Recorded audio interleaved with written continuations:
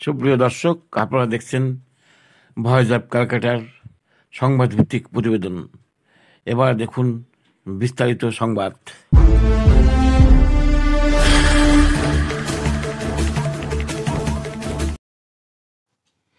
পুরোপুরি ধ্বংসের পথে একটি জাতি, একটি সমাজ, একটি দেশ। বৃহস্পতিবার প্রধানমন্ত্রী শেখ হাসিনার জাতির উদ্দেশ্যে ভাষণ দেওয়ার ঘণ্টা দুয়েক আগেই জাতির পিতা বঙ্গবন্ধু শেখ মুজিবুর রহমানের ৩২ নম্বর ধানমন্ডির বাড়িসহ সারা দেশে ধ্বংসযজ্ঞ চালায় ইসলামী জঙ্গি দুর্বৃত্তরা। চরম নৈরাজ্যকর অবস্থায় অবরুদ্ধ বাংলাদেশের শান্তিকামী নাগরিকরা। এটাই কি এখন কোনো সভ্য দেশ বলা যায়? আইন শৃঙ্খলাবিহীন সেনা সদস্যদের সহায়তায় চরম নৈরাজ্যকর পরিস্থিতির মধ্যে অবরুদ্ধ অবস্থায় বাংলাদেশের শান্তিকামী নাগরিকরা।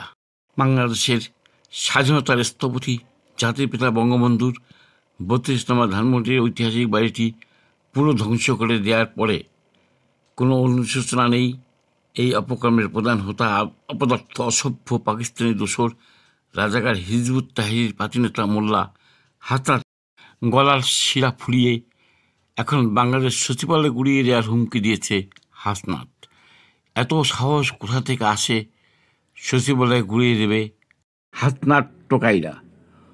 অপদার্থ বিকারগ্রস্ত হাসনাত সদম্ভে বলেছে, পাকিস্তানকে দুটুকরো করার নায়ক বঙ্গবন্ধুর এই বাড়িটি ৫ই আগস্ট গুড়িয়ে মাটিতে মিশিয়ে ফেলা উচিত ছিল, তাই সেই প্রায়শ্চিত্ত করা হলো ৫ ফেব্রুয়ারি। তাছাড়া এখন থেকে প্রতিদিন দেশ জুড়ে আওয়ামী লীগের নেতাকর্মীদের বাড়িঘরে ধ্বংসের কাজ চলবে বলেও সেনা সদস্যদের সামনে হুমকি দেয় হাসনাত আবদুল্লাহ।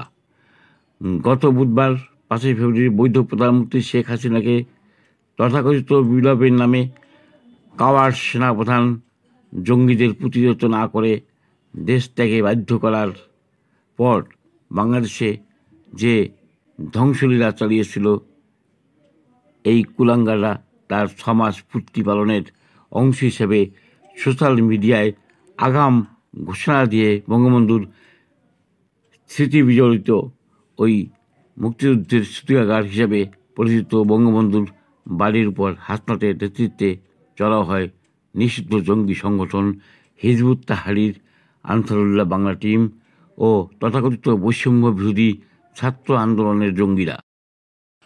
প্রথমে ওরা সংঘবদ্ধভাবে বাড়িতে ভাঙচুর চালানোর পর আগুন ধরিয়ে দেয় হাসনাতের দলবল।